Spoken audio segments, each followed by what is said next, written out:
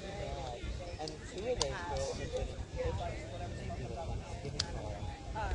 Oh boy. I will still Yeah, like your mom, you know. Mother? It's not a dead name yet. She still, goes by it.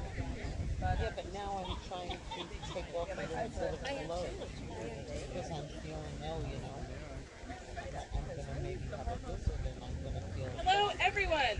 Oh. Hi all. I'm going to talk into Brooke's microphone because we are not sharing mics due to COVID. Hi everybody, welcome to Trek Theater and Trouble with Tribbles. I am Chris, the director of the show. This is Trek Theater's first return to the stage since the pandemic. We are so excited to see you all. This is our 9th season. If you would like to see, I know, right? Next one's the big double digits. If you want to see any of our previous work, it is on YouTube. You can look us up as Trek Theater.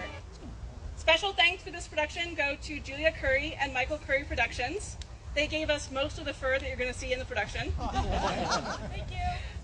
Please be mindful of the people around you and social distance as much as you can. I can see that you all are spread out more than your average audience. Thank you for doing that. We have some masks available in both adult and child sizes that are at the table over there. Please silence your cell phones. If your cell phone is not silenced, please take it out and do so now. Bathrooms are behind us, behind Building A. So this is Building C here. There's another building, Building A, and then after that are the public bathrooms. We're going to have some additional shows next weekend, the 23rd and 24th, here at Amazon Park. And then on August 6th, there is an all-day event at Urban Grange, which is called Trekkin' in Eugene.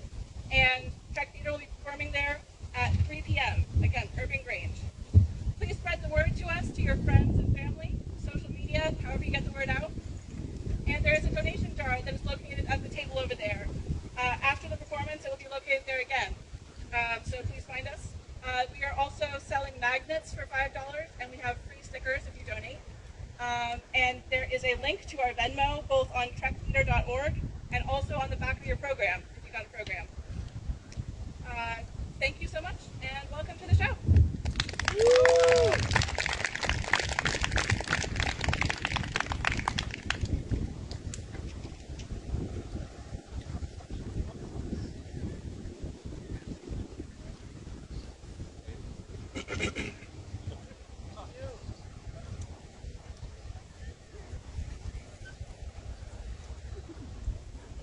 Deep Space Station, K7, now within sensor range, Captain. Good. Mr. Chekhov, this flight is supposed to provide both experience and knowledge. How close will we come to the Klingon outpost if we continue on our present course? 1 parsec, sir. Close enough you can smell them. That is a logical answer. Odors cannot travel through the vacuum of space. It was meant as a little joke, sir. Extremely little answer. Mr. Spock, immediate past history of the quadrant? Under dispute between the two parties since initial contact, the Battle of Denatu 5 was fought near here 23 solar years ago. Inconclusive. Analysis of disputed area? Undeveloped. Sherman's planet is claimed by both sides, our Federation and the Klingon Empire. We do have the better claim. It was first mapped by famous Russian astronomer. John Burke. John Burke, sir? I don't think so. John Burke was just... John Burke was the chief astronomer at the Royal Academy in Old Britain at the time. Oh, Royal Academy. Well... Is the rest of your history that faulty, Ensign? Key points of dispute. Under terms of the peace treaty, one side or the other must prove it can develop the planet most efficiently. And unfortunately, while the Klingons are brutal and aggressive, they are most efficient. This reminds me of Captain? Proceed. I'm picking up a subspace distress call. Priority channel. It's from Space Station K7. Go to warp factor 6. Aye, sir. That's a code 1 emergency. That's a disaster call. This is a red alert. All hands, man your battle station. Captain's log, stardate 4523.3. Deep Space Station K7 has issued a Priority 1 distress call. More than an emergency, this signals near or total disaster. We can only assume the Klingons have attacked the station. We're going in, armed for battle. Phasers, armed and ready, sir. But there's nothing there. It's just a station. Priority 1 distress call. It's just completely peaceful. Lieutenant Uhura, break subspace silence. Aye, sir. Channel is open, sir. Space Station K7, this is Captain Kirk of the Enterprise. What is your emergency? This is Mr. Lurie, manager of K7. I must apologize for the distress call, Captain. Mr. Lurie, you issued a Priority 1 distress call. State the nature of your emergency. Well, perhaps you'd better beam down. I'll try to explain. You'll try to explain. You had better be prepared to do more than that. Kirk out. Mr. Spock, I'm going to need your help. Mr. Chekhov, maintain battle readiness. Lieutenant Uhura, see that the transporter room is standing by? Aye, sir. Transporter room, stand by.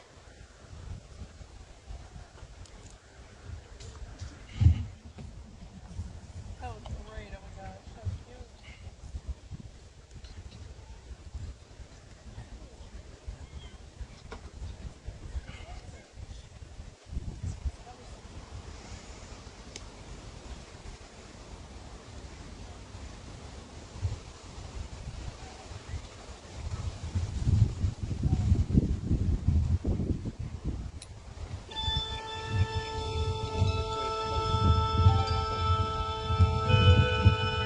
Space, the final frontier. These are the voyages of the Starship Enterprise. Its 5-year mission to explore strange new worlds, to seek out new life and new civilizations, to boldly go where no one has gone before.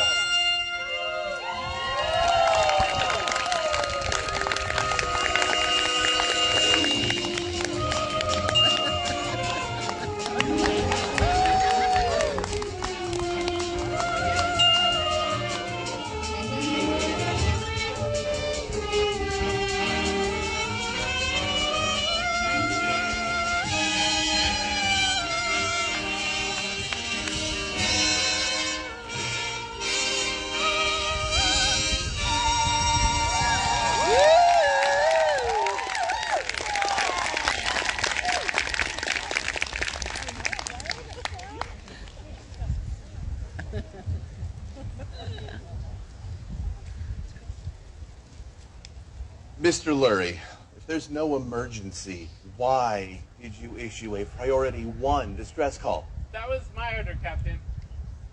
Captain, this is Niles Barris. He's out from Earth to take charge of the development project on Sherman's planet. And that gives you the authority to put an entire quadrant on defense alert? Mr. Barris is the Federation Undersecretary of Agricultural Affairs for this quadrant. That gives him the authority. Oh, This is my assistant, Arn Darvin. this is my first officer, Mr. Spock. And now, Captain, I want all available security guards. I want them posted around the storage compartment. Storage compartments? The storage compartments containing the quadrotriticale. What? What's quadrotriticale? Wheat. So what?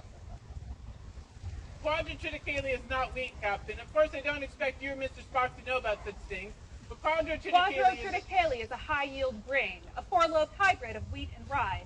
Its root grain, triticale, can trace its ancestry all the way back to 20th century Canada. Mr. Spock, you've made your point. Quadrotriticale is the only Earth grain that would grow on Sherman's planet. We have several tons of it here on the station. It's very important that this grain arrive to Sherman's planet safely. Mr. Barris is concerned that Klingon agents will sabotage the grain. You issued a Priority 1 distress call for a couple tons of wheat. Quadrotriticale. Of course, Captain, I realize that. Mr. Barris, you summoned the Enterprise without an emergency. You will take full responsibility for it. What do you mean? This use of the Priority 1 channels is a Federation offense. I did not misuse the Priority 1 channel. I want that grain protected. Captain, don't Don't you think you could at least post a couple of guards around the grain? We have a lot of ships passing through the station. It would seem a logical precaution, Captain, though Sherman's Planet affair is of extreme importance to the Federation. Kirk to Enterprise. Enterprise here. Secure from general quarters and beam down 2 and only 2 security guards. Have them report to Mr. Lurie. Authorize shore leave for all off-duty personnel. Yes, Captain. Kirk out. Captain Kirk, how dare you authorize a mere 2 men for a project of this importance? Starfleet Command will hear about I this. have never questioned the orders or the intelligence of a representative of the Federation until now.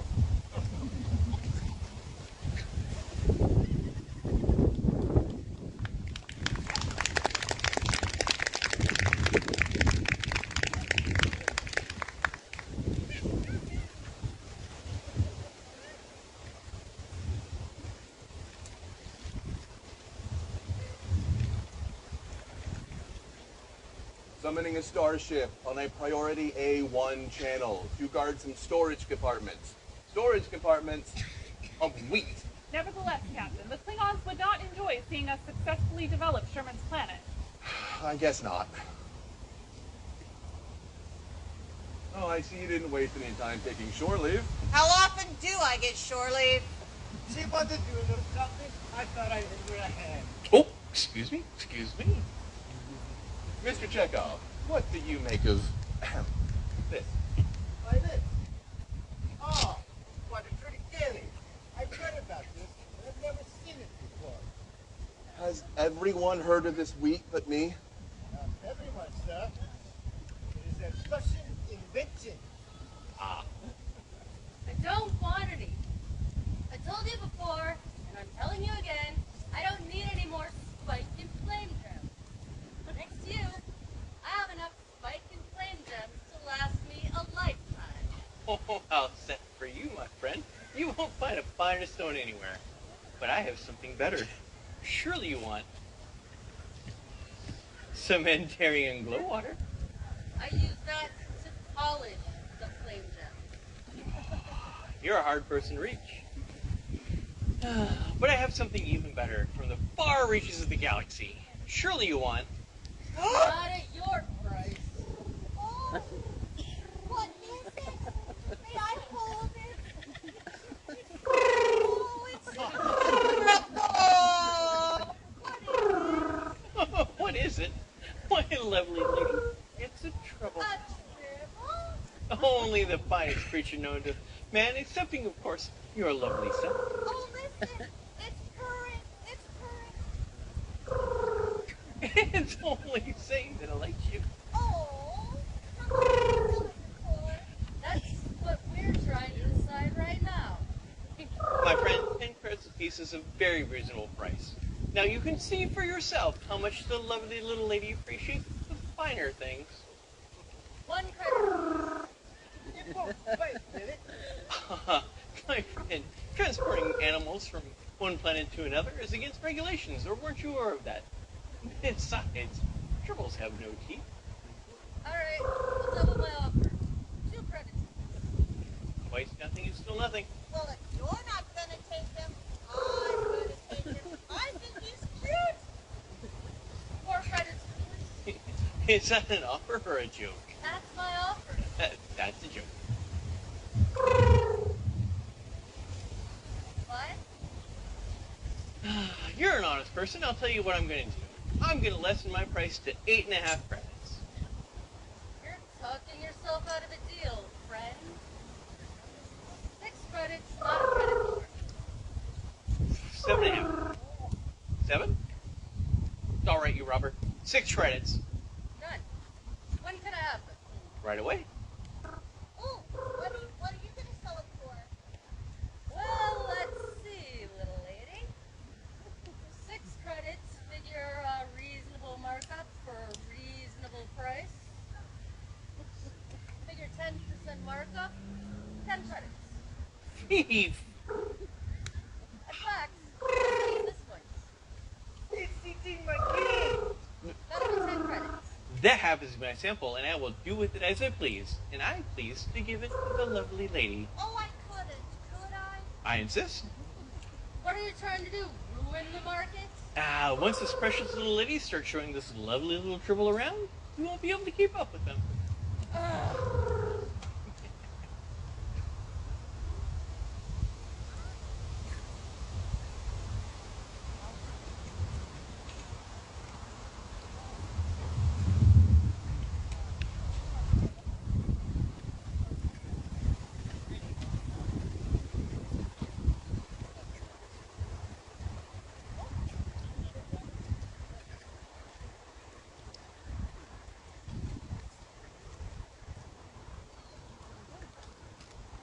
Yes, what is it? Incoming message from Starfleet, Captain. Priority channel, it's Admiral Fitzpatrick speaking. Put it on visual. Aye, sir. Captain Kirk, Kirk here. Captain, it is not necessary to remind you of the importance to the Federation of Sherman's planet. The key to our winning of this planet is the grain Quadro Triticale. The shipment of it must be protected. Effective immediately, you are to render any aid and assistance which Undersecretary Barris may require. The safety of the grain and the project is your responsibility. Starfleet out. That's just lovely. But not totally unexpected. Captain Kirk, Captain Kirk. Yes, Lieutenant, what is it? Sensors are picking up a Klingon battlecruiser rapidly closing in on the station. Go to Red Alert, notify Mr. Lurie. What is the position of the Klingon ship? 100 kilometers up P7. It's just sitting there. Captain, I have Mr. Lurie. Put him on visual. Aye, sir. Mr. Lurie, there's a Klingon warship hanging 100 kilometers off your station. I don't think the Klingons are going to attack us Why not? because at this moment the captain of the Klingon ship is here in my office. Cancel Red Alert. We'll beam right down. Security, cancel Red Alert.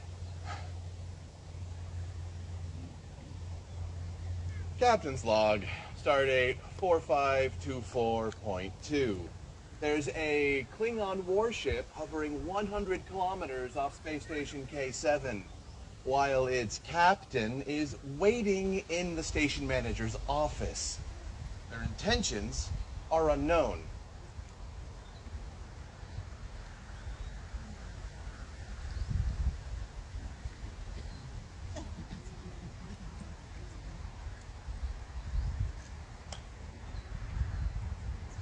My dear Captain Kirk. My dear Captain Koloth. Let me assure you that my intentions are peaceful.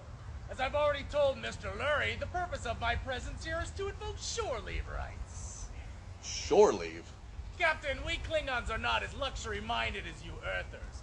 We do not equip our ships with, how shall I say it, non-essentials. We've been in space for 5 months.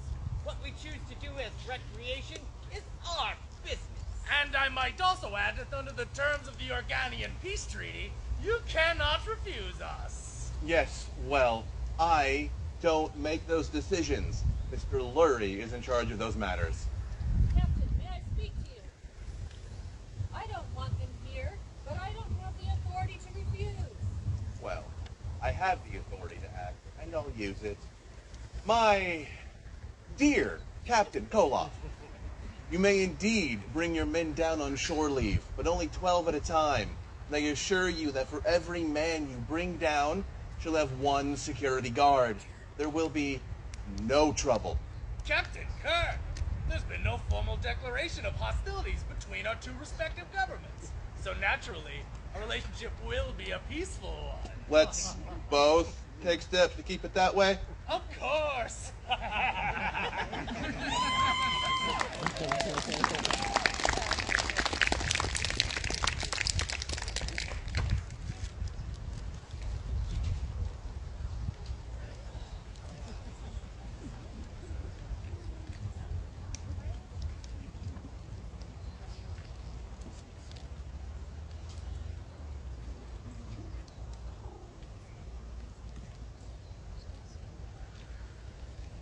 Another technical journal, Scotty? Hi. Don't you ever relax? I am relaxing.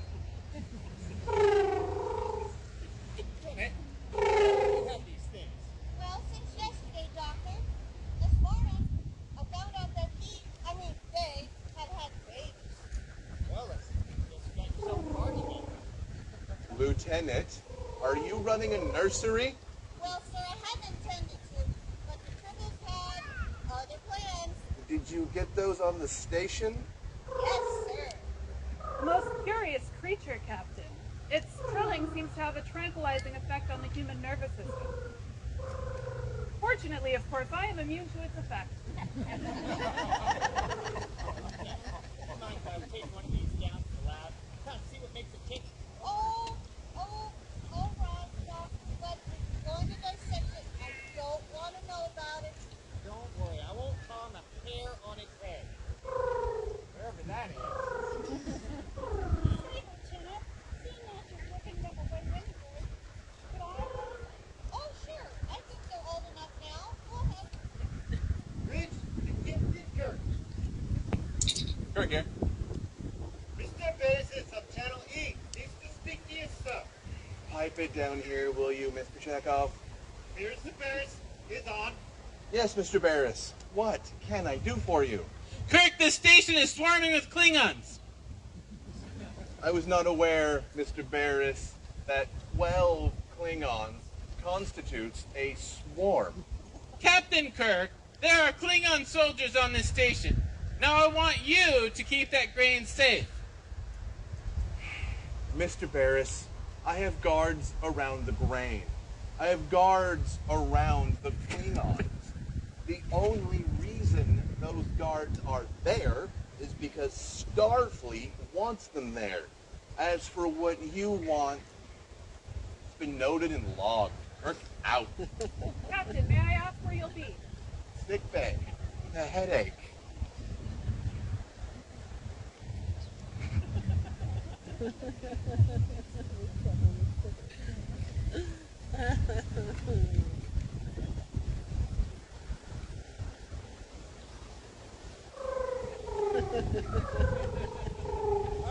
Oh, Bones, what have you got for a headache?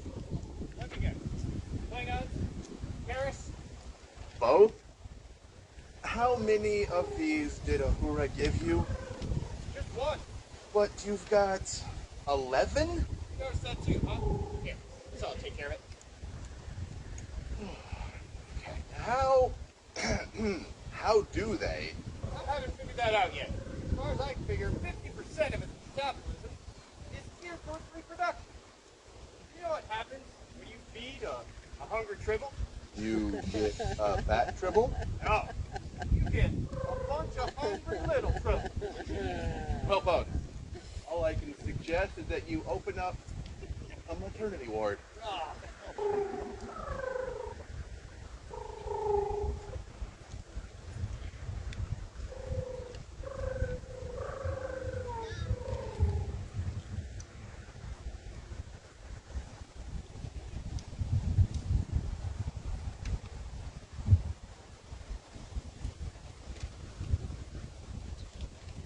Right. All of you going on shore leave are to stay in groups. Avoid trouble with Klingons. I'll tell them before they go, sir. Aren't you going on shore leave, Scotty? I know, sir. I want you to go on shore leave. Keep everybody out of trouble. But Captain. Hi, sir. Oh, Scotty, enjoy yourself.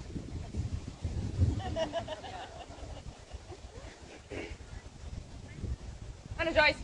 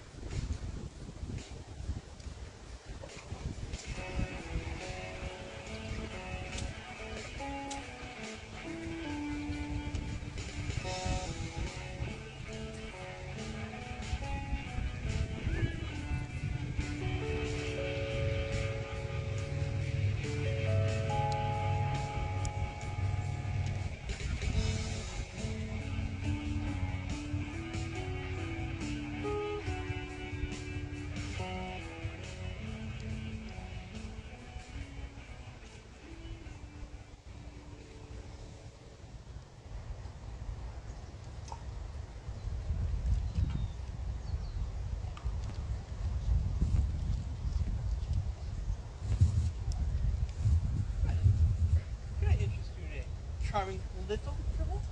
No thanks. Perhaps some pigeons.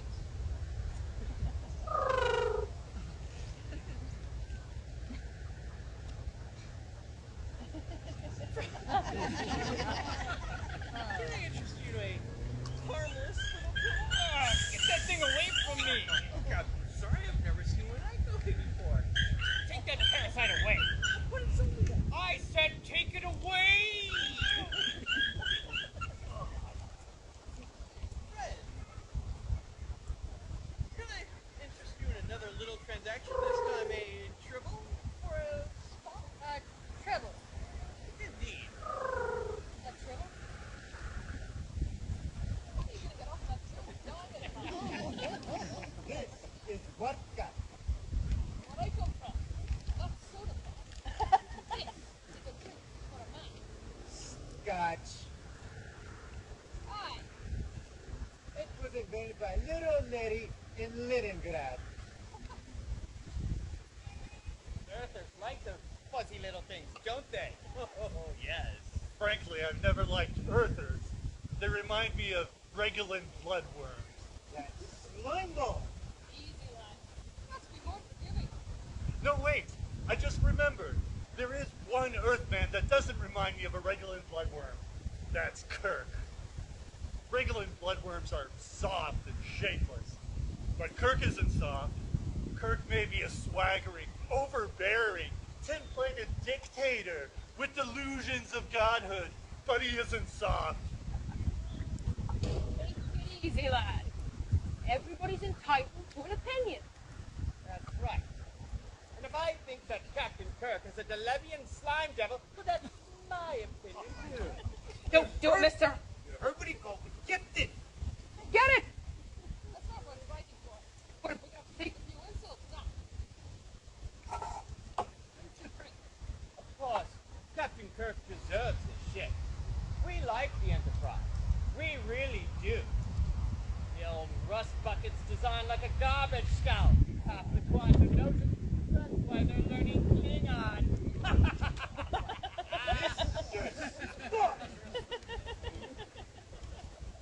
Buddy, don't you think you should, rephrase that? You're right.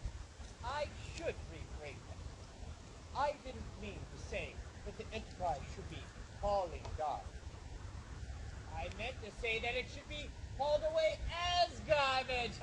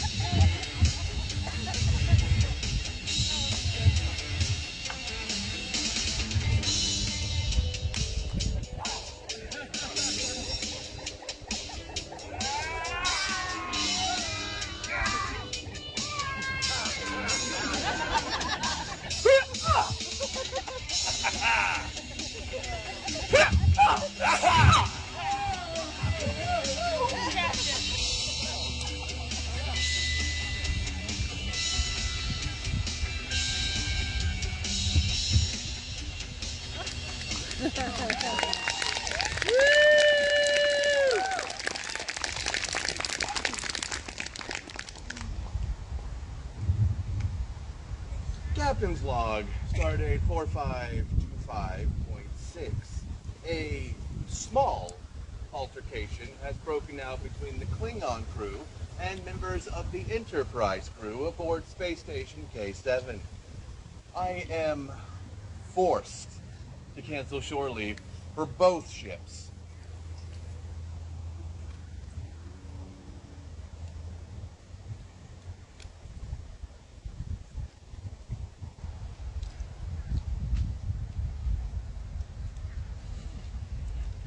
I want to know who started the fight.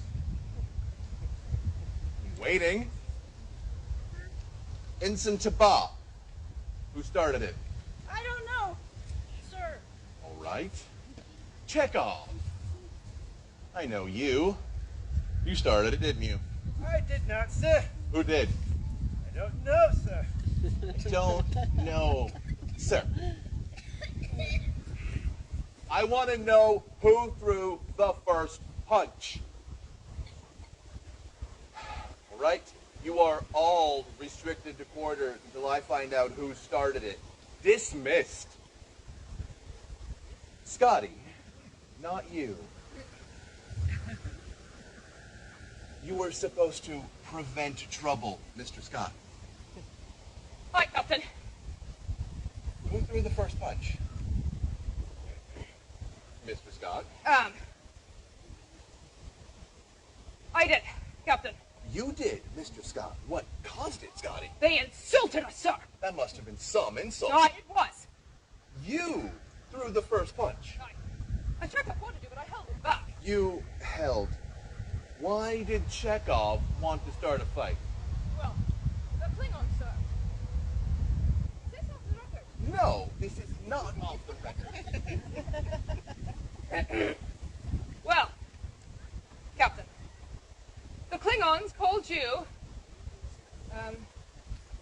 a swaggering, overbearing, tin-plated dictator with delusions of godhood.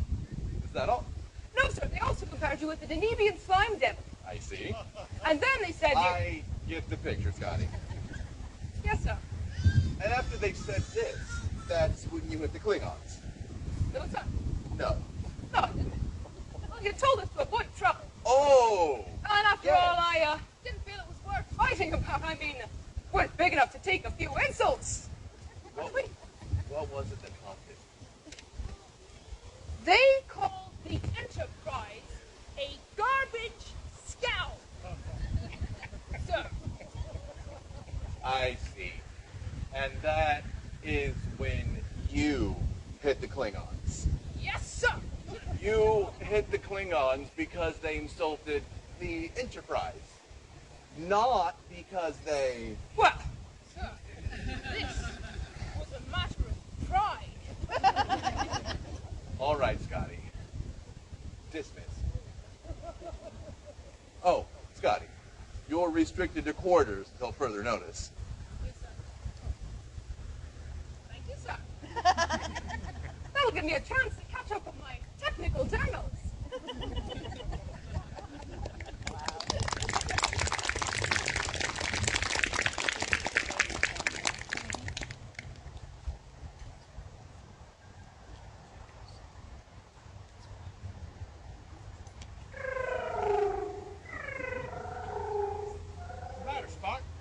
There's something disquieting about these creatures. Don't tell me you've got a feeling. Don't be insulting, Doctor. They remind me of the lilies of the field. They toil not, neither do they spin. But they do seem to eat a great deal. I see no practical use for them. Does everything have to have a practical use? Soft, they're furry, they're nice, and they make a pleasant sound. So would an ermine violin, but I see no advantage in having one. It's a human characteristic to enjoy and love little animals, especially if they're attractive in some way. Doctor, I am well aware of human characteristics. I'm frequently inundated by them. But I've trained myself to put up with practically anything. There is one thing I have discovered about these little tribbles. What is that, Doctor? I like them more than I like you. Doctor, Yeah. they do have one redeeming characteristic. What's that? They do not talk too much. If you'll excuse me, sir.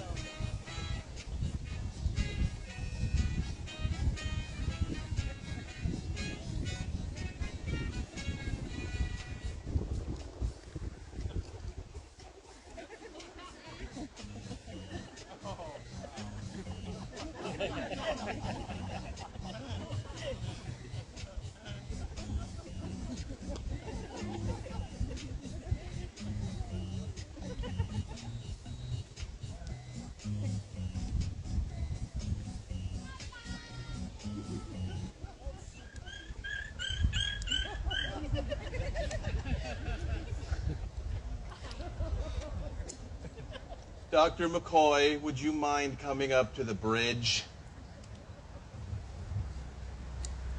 Lieutenant Uhura, how did all of these Tribbles end up on my bridge?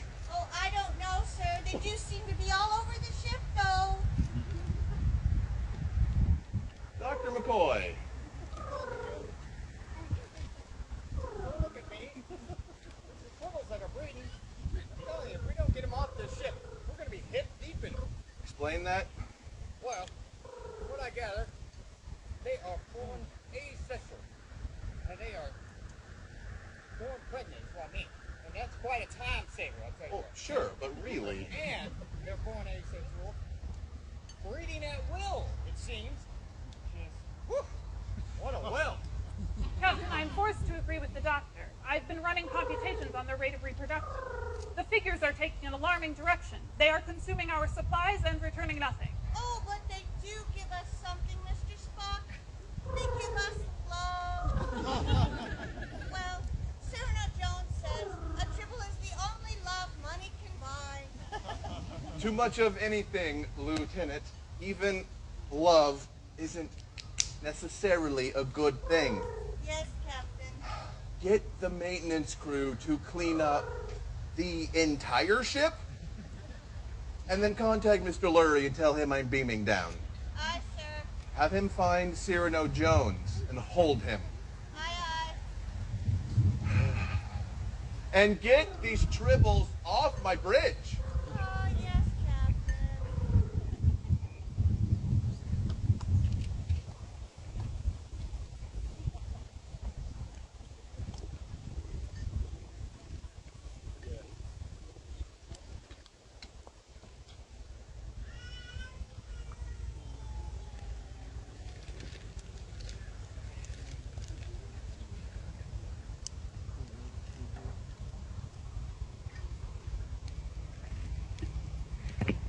Captain Kirk, I'm mystified at your tone of voice. I've done nothing to warrant such severe treatment.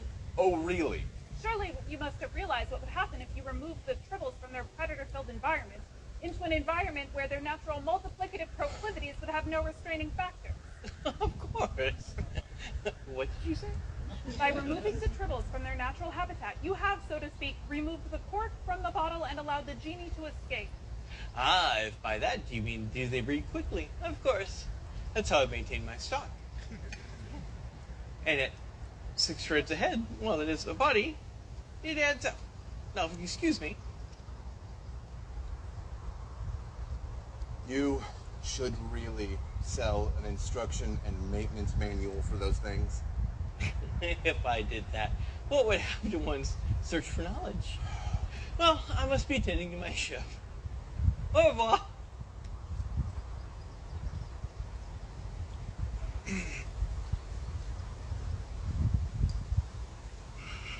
Go ahead. Tell him, sir. Captain Kirk, I consider your security measures a disgrace. In my opinion, you've taken this important project far too lightly. On the contrary, sir, I think of the project as very important. It's you I take lightly. I am going to report fully to the proper authorities that you have given complete and free access to this station to a man who is quite probably a Klingon agent. That's a serious charge. To whom are you referring? To that man who just walked out of me.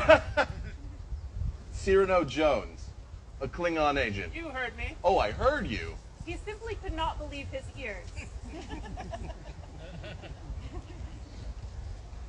My assistant here has kept Mr. Jones under close surveillance for quite some time, and his actions have been most suspicious. It seems he was involved in that little altercation. Yes, go on. What else do you have? Well, Captain, I've checked his ship's log, and it seems that he's been within the Klingon sphere of influence during the past 4 months. The man is an independent scout, Captain. It is quite possible he is also a Klingon spy. We have already checked on the background of Mr. Cyrano Jones. He is a licensed asteroid locator and prospector. He has never broken the law, at least not severely. For the past 7 years with his one-man spaceship, he has obtained a marginal living by engaging in the buying and selling of rare merchandise, including, unfortunately, Tribbles. But he is after my grain. Do you have any proof of that? You can't deny he's disrupted this station. People have disrupted stations before without being Klingon agents. Sometimes all you need is a title, Mr. Barris. Unfortunately, disrupting a station is not an offense. Now, if you'll excuse me, I have a ship to tend to. Au revoir.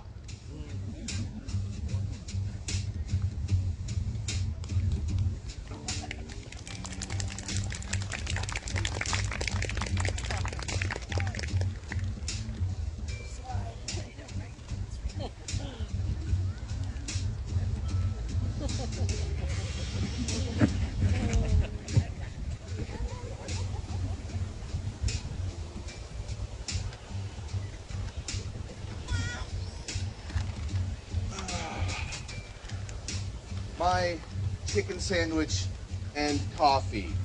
This is my chicken sandwich and coffee. Fascinating. I want these off the ship. I don't care if it takes every man we've got. I want them gone. No, my Tribbles! And they're probably in all the other food processors too. How? Probably for one of the outfits. Captain, there are vents of that type on the space station. And in the storage compartments. This is Kirk. Contact Manager Lurie and Niels Barris. Have them meet us near the storage compartments. Come on, Spock.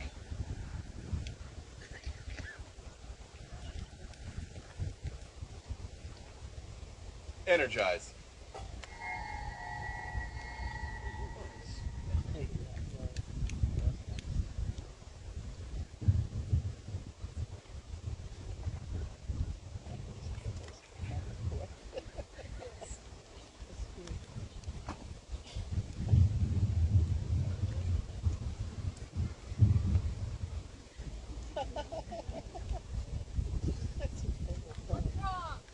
Plenty. If what I think has happened has happened. So that door is secure. Yes, sir. Nothing to get in. Good. Open it.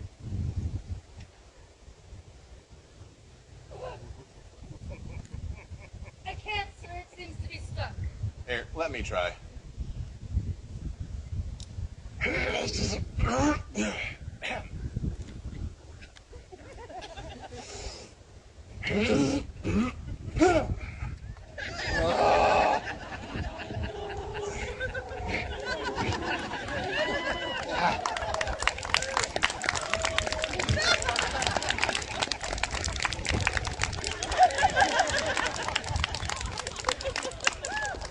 They seem to be gorged.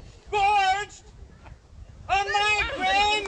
Kirk, I'll hold you responsible. Mr. Barris. And I'm through being intimidated, Kirk. You've insulted me. You've ignored me. You've walked all over me.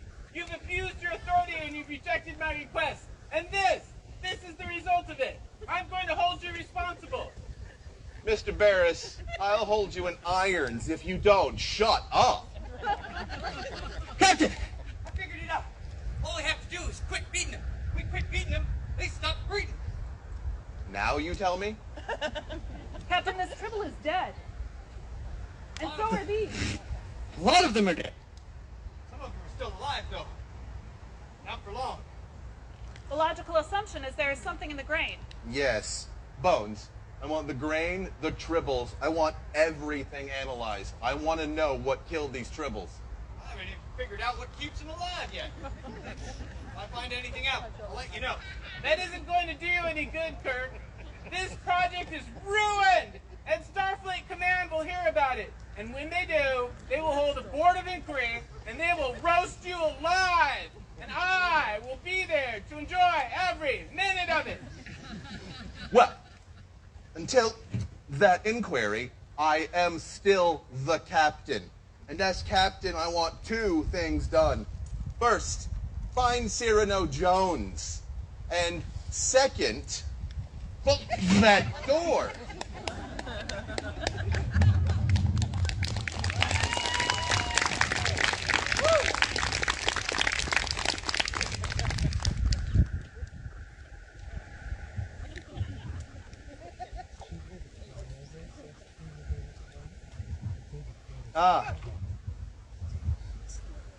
Captain Kirk, I must protest this treatment. Mr. Jones, and with an armful. Of A course. few questions. Captain Kirk! What do you want? An official apology addressed to the Klingon High Command. I expect you to assume full responsibility for the persecution of Klingon nationals in this quadrant. An apology. Yes! You've harassed my men, you've treated them like criminals, you've been most uncourteous, Captain Kirk. If you wish to avoid a diplomatic incident... No, Kirk, you can't let him. That will give them the webs they need to claim Sherman's planet. I believe that more than the word of an aggrieved Klingon commander would be necessary for that, Mr. Varys. Mr. Spock, as far as Sherman's planet is concerned, Captain Kirk has already given it to us. Well, we'll see about that. But first, I would like to know just what happened. Who put the Tribbles in the Quadro Triticale? What was in the grain that killed them? Captain Kirk, before you go on, may I make a request? Yes. Would you get these things out of here?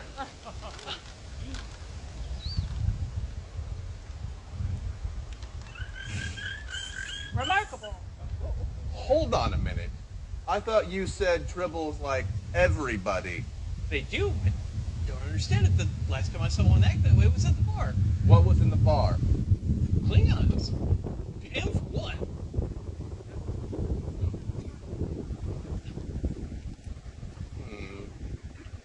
You're right, Mr. Jones. They don't like Klingons, but they do like Vulcans. I didn't know you had it in you. Obviously, Tribbles are very perceptive creatures, Captain. Now, they do like you, Mr. Ferris. Well, there's no accounting for taste.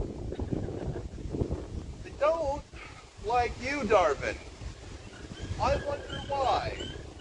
Bones!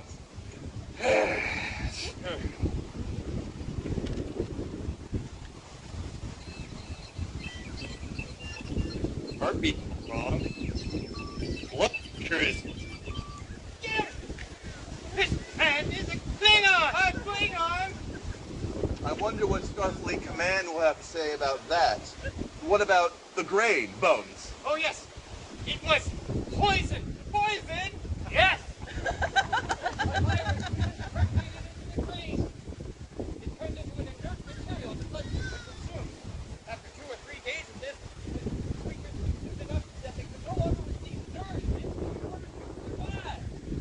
They starved to death. In a storage compartment full of grain, they starved to death. Essentially, yes. Well, Darvin, are you going to talk? I don't have anything to say. All right, I poisoned the grain. Get it away from me. And the Tribbles had nothing to do with it? I don't know.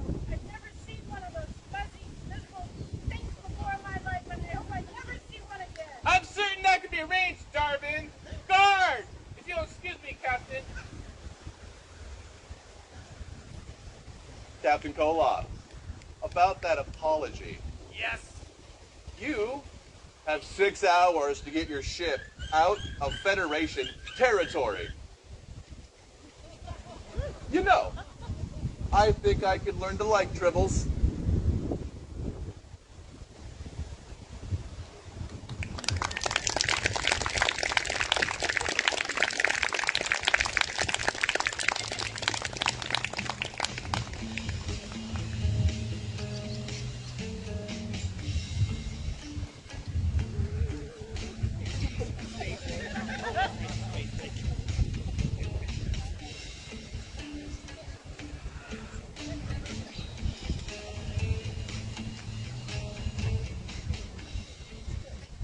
Well, Captain, I suppose I'm free to go now. No, you're not. Something I wanted to show you. Do you know what the penalty is for transporting an animal proven harmful to Federation life? Captain, one little Tribble is not harmful. Captain Kirk, you wouldn't do a thing like that to me now, would you? Would you? The penalty is 20 years in a rehabilitation colony. Captain Kirk, surely we can come to some sort of mutual understanding. My Tribbles did help you find, did put you wise to the Klingon agent, and they did help you find the poison grain. Sure, you saved a lot of lives that way. There is one thing you could do. Yes. Pick up every Tribble on the station. If you do that, I'll speak to Mr. Lurie about returning your spaceship. It would take years. 17.9 to be exact. 17.9 years? Consider it job security. Captain Kirk, you're a hard one. All right. You'll do it? He'll do it. I'll do it. Sounds like you'd best get to work, friend.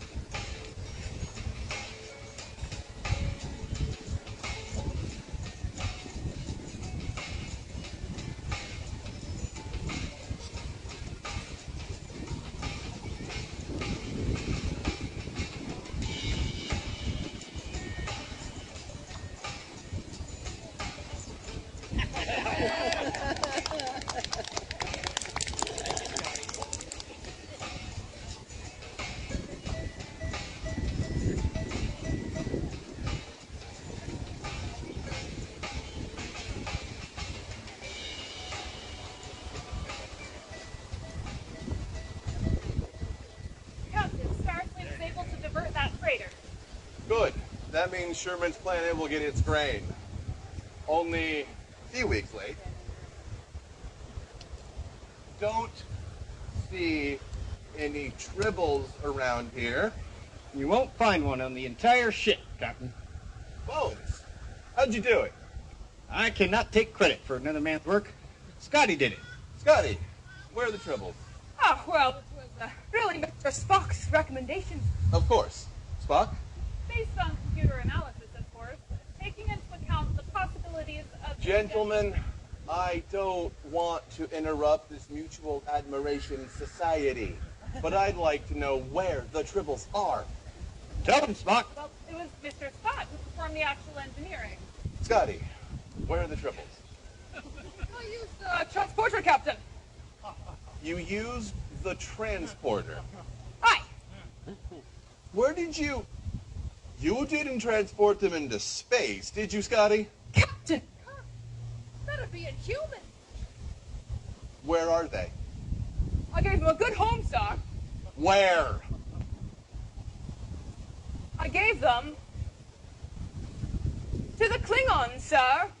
You gave them to the Klingons. Aye, sir. Before they went into warp, I transported the whole kit and caboodle into their engine room, where there'll be no Tribble at all.